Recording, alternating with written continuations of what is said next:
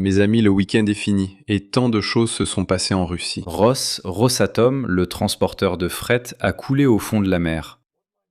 Que pouvait bien transporter la compagnie nucléaire d'État russe dans son navire de fret? Nous ne le saurons jamais. De plus, une explosion, une tentative d'assassinat ont eu lieu à Moscou. Nous allons examiner tout cela.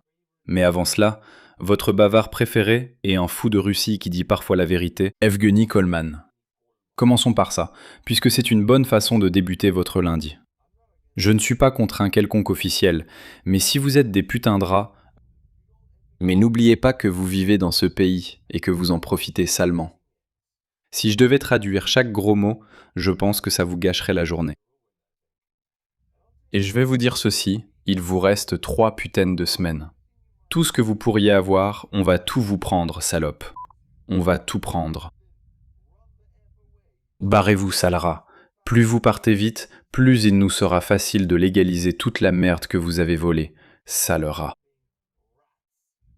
C'est ce qu'il dit. Il dit, en gros, en divagant, qu'une révolution arrive, un changement d'état et d'ordre.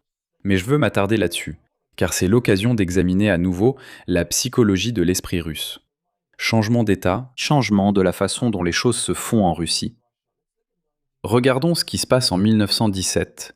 Les Romanov, la dynastie des tsars russes, étaient au pouvoir depuis des siècles à ce moment-là. Alors les soviétiques sont arrivés et ont en quelque sorte instauré un ordre qui n'avait jamais vraiment été vu auparavant. L'Union soviétique, tout serait complètement différent parce que c'est notre grande révolution rouge sanglante. Nous allons tout changer. Avant cela, il y avait le tsar et les boyards, le tsar et les seigneurs qui l'entouraient, appelez-les comme vous voulez. Tout le monde possédait la photo du tsar, affichée dans les tavernes et les maisons. Tu regardes le tsar, tu adresses tes prières au tsar, tu aimes ton tsar. Puis, les soviétiques sont arrivés et ont tout changé. Totalement différent, non? Mais la photo du tsar a été remplacée par celle de Staline. Avant, il y avait Lénine, puis Staline, Khrouchtchev et Brejnev. Ensuite, 3 personnes sont mortes immédiatement, puis Gorbatchev. Le tsar est devenu président de l'Union soviétique. Rien n'a changé. Tu sais pourquoi? Parce que les postes ne sont pas verrouillés dans l'État ou dans le gouvernement. Les postes sont verrouillés dans l'esprit d'un Russe. S'ils font la révolution, ils ne peuvent rien changer. Parce qu'au lieu d'un tsar ou au lieu d'un président, qui est Poutine maintenant, il y aura un autre nouveau dirigeant. Parce que c'est ce rôle-là que l'esprit russe veut. Ils sont enfermés dans leur carcan mental impérial et ils ne peuvent pas changer cela. Donc si le peuple russe fait la révolution, ils produiront encore un autre grand dirigeant, comme ils l'ont toujours fait. C'est le système, ce sont les gens. Ce n'est pas ce dirigeant spécifique ou ce système spécifique. Le peuple russe produira toujours un autre tsar. Donc si Yevgeny Goldman ici appelle à une révolution, que nous allons légaliser tout ce que vous avez volé. Ce qu'il veut dire, sans le savoir, c'est qu'ils produiront exactement le même système, avec exactement le même type de dirigeant, avec exactement le même type de pouvoir absolu. Mais il ne le sait pas. Ne le lui dites pas. Donc Rosatom, la compagnie nucléaire d'État russe qui construit des centrales électriques en Russie, également en dehors de la Russie. Leur transporteur de marchandises, navire de fret, cargo, a été coulé par des drones maritimes ukrainiens.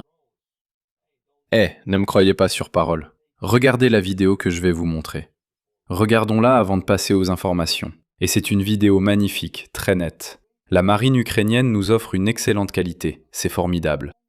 Juste à l'arrière du navire, boum, il a été touché. Ce n'était pas la seule fois où il a été touché. Il l'a été une autre fois, après avoir déjà été touché 2 fois. Le navire comment on dit, a chaviré? Non, pas chaviré. Eh bien, il est incliné. Il est incliné. Vous pouvez le voir, il est en train de couler. Et ça, c'est la 2e explosion. Oui, celle que nous avons ratée. Il est en train de couler. Et à ton avis, que Rosatom peut bien transporter? Je veux dire, d'habitude, les entreprises de centrales nucléaires ne transportent pas des choses sans importance. Quoi qu'ils transportent, c'est généralement d'une importance capitale pour celui qui passe la commande. Dans ce cas, c'est l'État russe. Donc peu importe ce qu'il y a dans ces boîtes, ces caisses, c'est maintenant, sous la mer. Ça va devenir un récif de corail. Et maintenant, c'est tout près du Moskva, le navire amiral de la marine russe, qui est aussi là-dessous. Ils sont amis maintenant, là-dessous. On pourrait appeler ça une grande fête sous-marine. Il dort avec les poissons. Je l'ai fait. Rosatom a bien déclaré ce qu'il transportait. Je vais te le lire. Le cargo Yanina, appartenant à Fesco, une filiale de Rosatom, a coulé en mer Noire après avoir été attaqué par 2 drones maritimes ukrainiens à 130 000 au large de Novorossiysk. La société d'État l'a signalé. Mais qu'est-ce qu'elle transportait? C'était un simple porte-conteneur pacifique, naviguant dans les eaux internationales, transportant une cargaison civile allant d'aliments surgelés à des matériaux de construction et du matériel de pêche. Une telle attaque ne peut être interprétée que comme un acte de piraterie et de brigandage maritime, a déclaré le chef de Rosatom, Alexei Litvintsev. Et maintenant, la nourriture est sous la mer pour que les poissons la mangent. Juste comme ça. Profitons-en encore une fois car je pense que tu en as besoin en ce lundi. Regarde ça. Magnifique. Au fait, le même jour où le cargo a été touché, on parle du 1er août, nous allons prendre les choses dans l'ordre chronologique maintenant. Nous finirons au 3 août. 1er août. Le même jour, allons dans la capitale, Moscou, où il y a eu une explosion dans un restaurant où un certain anniversaire a eu lieu. L'anniversaire de ce gars-là. Regardez ce visage. Souvenez-vous de ce visage. C'est le visage d'un terrible criminel de guerre, parce que Boutcha, oui, le massacre de Boutcha a eu lieu sous son commandement. Il était le chef des forces de l'Est russe et il était responsable des troupes à Boutcha. Maintenant, il est le chef des forces aérospatiales de Moscou. Et il fêtait son 55e anniversaire dans un certain restaurant à Moscou où une énorme bombe a explosé. 1 kilogramme d'explosifs avec de petites billes d'acier. Donc c'était destiné à le tuer. Mais cela n'a pas fonctionné. 17 personnes ont été envoyées à l'hôpital dans un état critique, mais cela ne l'a pas tué. Mais bien sûr, maintenant nous voulons savoir exactement ce qui s'est passé. Ont-ils eu le boucher ou pas? Eh bien, je vais vous lire tout ce que nous savons. Vers 19h50, heure de Moscou, une femme a tenté d'entrer dans le restaurant Balzirossi où une célébration avait lieu. Un agent de sécurité l'a arrêtée à l'entrée, puis l'explosion s'est produite. L'engin explosif avait une puissance équivalente à environ 1 kg de TNT et était rempli de billes métalliques. L'explosion a tué la femme qui portait les explosifs, l'agent de sécurité du restaurant et un invité.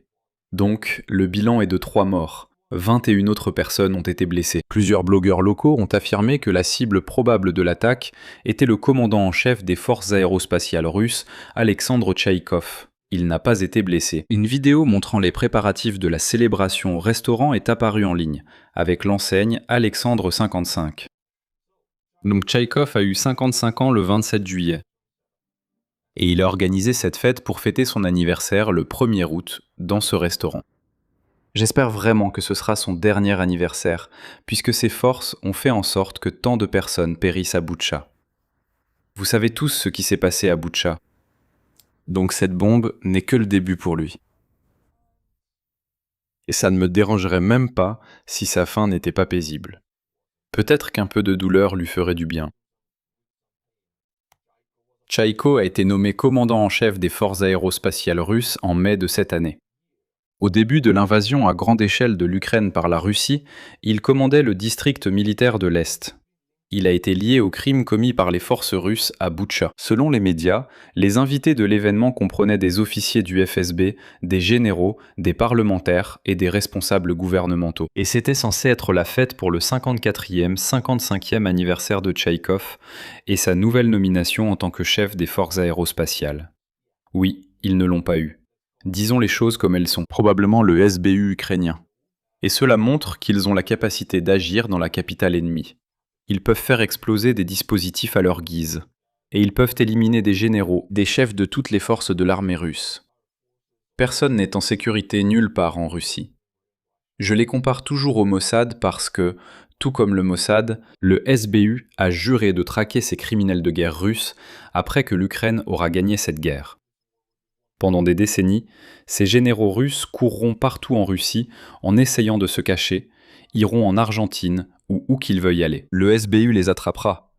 Maintenant, mes amis, nous allons passer au 2 août, donc le lendemain.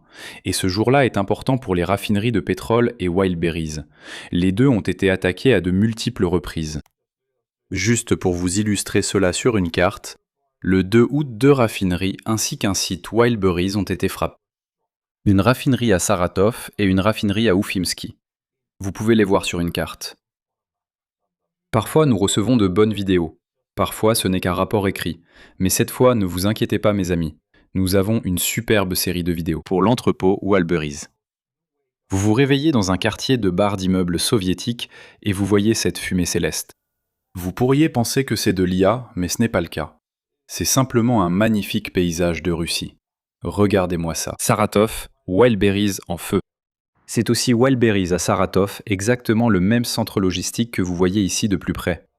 Et il brûle toujours de la même manière. Et dans cette vidéo, nous allons en fait examiner l'explication claire de ce qui se passe exactement lorsque Wildberries fait faillite et quelle est la menace pour l'État russe. Je pense qu'il nous manque une explication claire. Tout le monde sait, oui, Wildberries approvisionne l'armée russe et cela nuit aux banques russes. Et ils doivent beaucoup d'argent, mais nous allons avoir une explication nette qui relie tout cela. Regarde cette colonne de fumée. C'est tellement merveilleux. Désolé mes amis, j'ai fait une erreur. C'est Samara. Wildberries, Samara. La raffinerie de pétrole était à Saratov. Ce sont des villes aux noms similaires en Russie, pardonnez-moi. Raffinerie de pétrole, Saratov. Cet entrepôt Wildberries est à Samara, en Russie. Donc, oui, ça brûle. Et j'en suis content.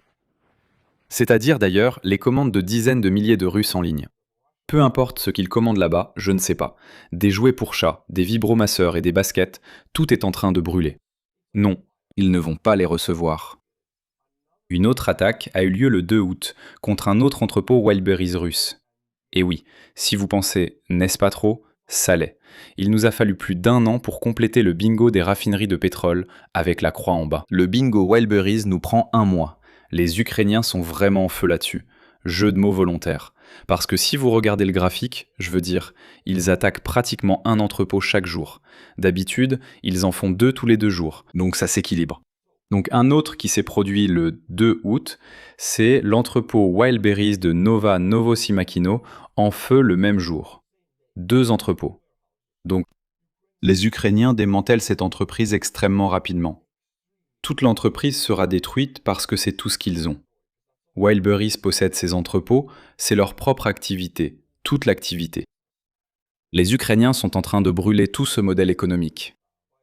D'ailleurs, cet entrepôt spécifique de Novosiyomki, vous savez, il est juste ici, sur Google Maps.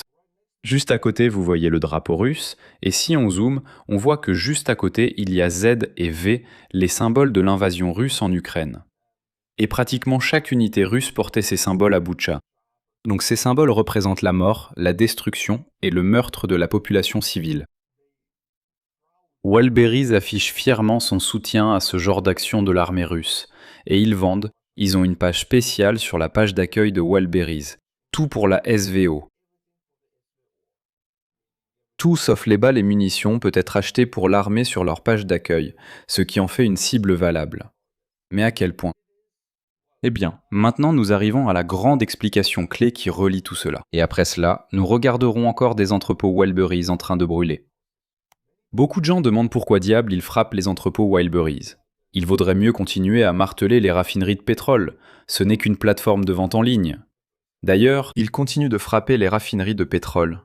Ils font ça aussi. Voici une explication brève et directe. D'abord, les raisons évidentes. Wildberries vendait ouvertement tout ce qui était nécessaire pour l'armée. Des composants de drones, des gilets pare-balles, des radios et des casques. Il y avait même des sections entièrement dédiées aux opérations militaires spéciales. Les grands entrepôts sont des cibles pratiques. En incendiant un, on peut immédiatement perturber la logistique dans toute la région. Des milliers de vendeurs perdent leurs marchandises, tandis que les gens ordinaires commencent à ressentir la guerre personnellement à travers les retards, la disparition de produits et le chaos général. Mais ce n'est même pas le point principal. Le point principal, c'est l'argent et les banques. Wildberries est l'un des plus grands débiteurs. Ils doivent beaucoup d'argent en Russie. Le chiffre d'affaires de l'entreprise dépasse 6 000 milliards de roubles, soit environ 3% du PIB de la Russie. Ces dettes s'élèvent à environ 1,3 000 milliards de roubles. Il devrait à lui seul des centaines de milliards à la banque VTB. C'est la deuxième plus grande banque de Russie et elle est fortement liée à la place de marché.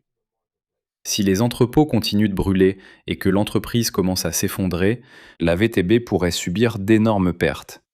Et la VTB est une banque contrôlée par l'État. Cela signifie que le gouvernement devrait la sauver en utilisant l'argent public. Waouh, c'est le cas. De l'argent. Waouh. Voilà, c'est dit. Est-ce que cela nuirait aux pays station-service? Oui, mais différemment des frappes sur les raffineries de pétrole. Les frappes sur les raffineries touchent les recettes budgétaires et l'approvisionnement en carburant. Les frappes sur les entrepôts de Wildberries touchent les banques, les petites entreprises et le moral des gens ordinaires. Quand le colis de quelqu'un n'arrive jamais, un vendeur perd toute sa marchandise et une grande banque commence à vaciller. La guerre cesse de sembler être quelque chose qui se passe loin d'ici.